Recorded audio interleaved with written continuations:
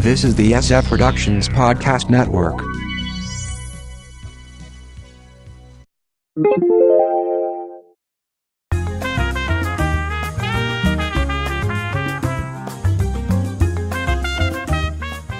Want to get your show on the air? Try Kickstarter. From the Pop Culture Bunker, I'm Mindy. And I'm Mark. You can check out our audio podcast, How I Got My Wife to Read Comics, on iTunes or on our website, sfpodcastnetwork.com. Now, as we all know, traditional media is being displaced by the internet. It's really changing things in a very fundamental way, and that includes project funding. There's a website called Kickstarter that allows what they call crowdfunding of creative projects. And there's a bunch of projects or websites like this, like Indiegogo, Right. and some other ones that just do charitable things as Right. well. There's one called Christie Street for inventors. There's another one called Circle Up for marketing. Crowdfunder that does startups. Something called Somoland, which is for local businesses. But there's a lot of services like this. And in most of these services, you become a direct backer of a project. You don't own anything. Right. You don't own any rights, but it's something you want to see be created.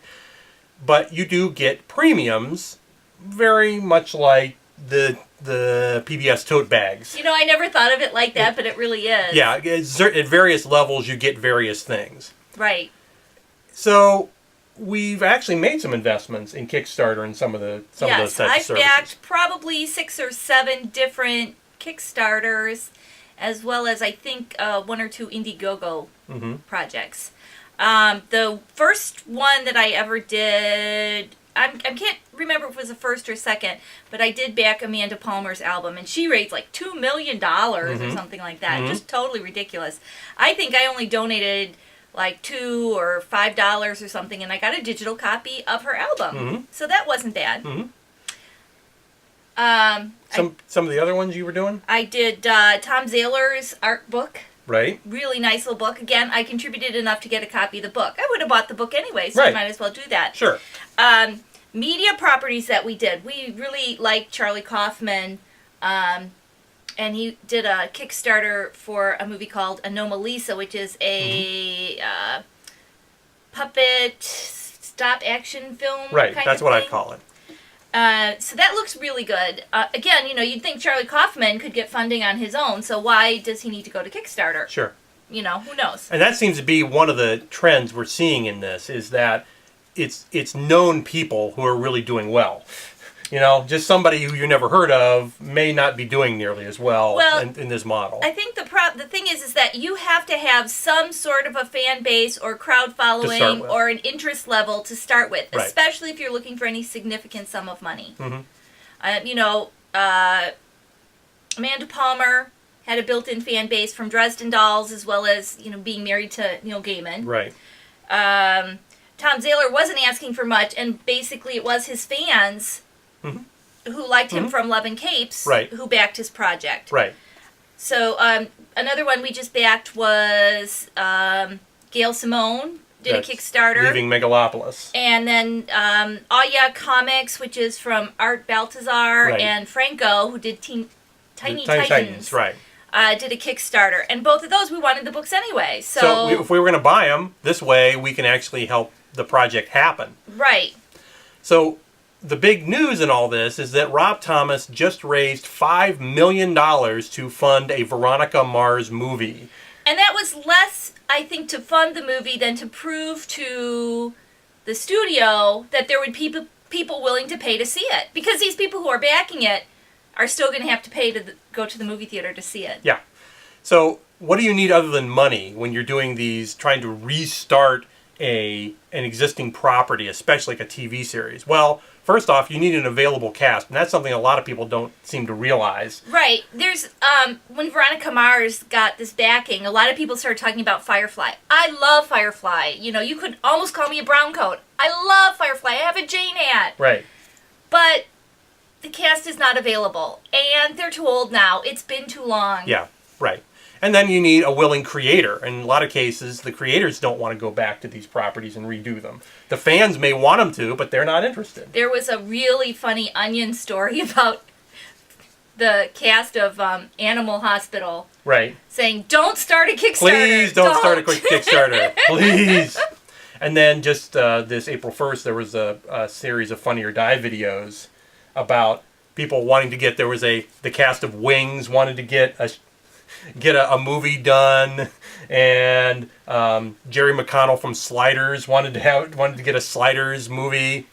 So even if you raise this money and you got a willing cast and a willing creator, it doesn't greenlight a show, because the studios still own these properties and they have to agree to do it, which is why, as you said, a lot of the reason that Rob Thomas was trying to get so much money was to show to the studio there's enough interest that you will actually make your money back if you make this movie. Right, because it's going to cost a lot more than $5 million. Sure.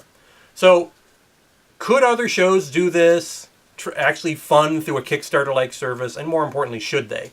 And so I've got a few that I went around the net and these are ones that, people are talking about. Could they do these? First one's Pushing Daisies. I would love to see more Pushing Daisies. And I think for the most part, most of the cast is either available or could be available. Yeah. So that's one of the big things is, again, making sure the cast is available. Chuck, that got a lot of internet push to keep that show on the air. Right. And I think that, who is it? Zachary Levi. Zachary Levi is pushing for a Kickstarter. He wants to do a movie. Right. You mentioned Firefly. Not going to happen. Buffy and/or Angel. And I don't think we'll ever see anything else live action Buffy and Angel. Right, because for one thing, Joss has bigger fish to fry now. Right. than to go off and do. But not only that, he's continued it in canon in the comic books. Why should he bother trying to do something bigger than that? Fringe. That's a show, it's a very expensive show to produce. That's the biggest issue with that, I would say. I mean, cast might be available, although I don't know for very long, because I'm guessing they're going to start to get snapped up in other series. But you know what? I do think that Fringe, the last season, kind of jumped the shark a little bit. Yeah. I'm not that interested in seeing anything more from them. Yeah. Jericho. This was a series, probably the first series that I'm aware of where there was an internet push to save the show. They sent peanuts or something. Right. Yeah. So and this is another show that's now gone on to an additional seasons via comic books. So I don't know if there's a real reason for that. Dollhouse. That's another property. Again, that show may have jumped the shark by the end as well. Now, I have to say that some of the Dollhouse, like the future episodes, I think that might be really interesting to explore in another movie. You could use a different cast. Right. Yeah. But again, I'm not sure that it had the fan base that some of these shows did. Sure. And then, frankly, pick any Fox show that got canceled too quickly, and there's a laundry list of those you could pick from. Yes. Although, it would also be kind of fun to see if you could do a Kickstarter for some really old show, and maybe recast it. Say, Yeah. I don't know. Yeah. Donna Reed. So we'll see what happens. We'll see if this becomes a trend or not. The big question, I think, if that Veronica Mars movie actually happens. Right. Now, I really think, though, that everybody should go take a look at Kickstarter because there's not only things like these media properties on there. There's all sorts of interesting and wonderful things that could use backers. And if you have a little extra money, that's a great thing to do. Mm-hmm. So, and you might get something neat out of it. Right. And in the meantime, you can check out our audio podcast, How I Got My Wife to Read Comics, on iTunes or on our website, sfpodcastnetwork.com. From the Pop Culture Bunker, I'm Mindy. And I'm Mark. Thanks for watching. Bye. Bye.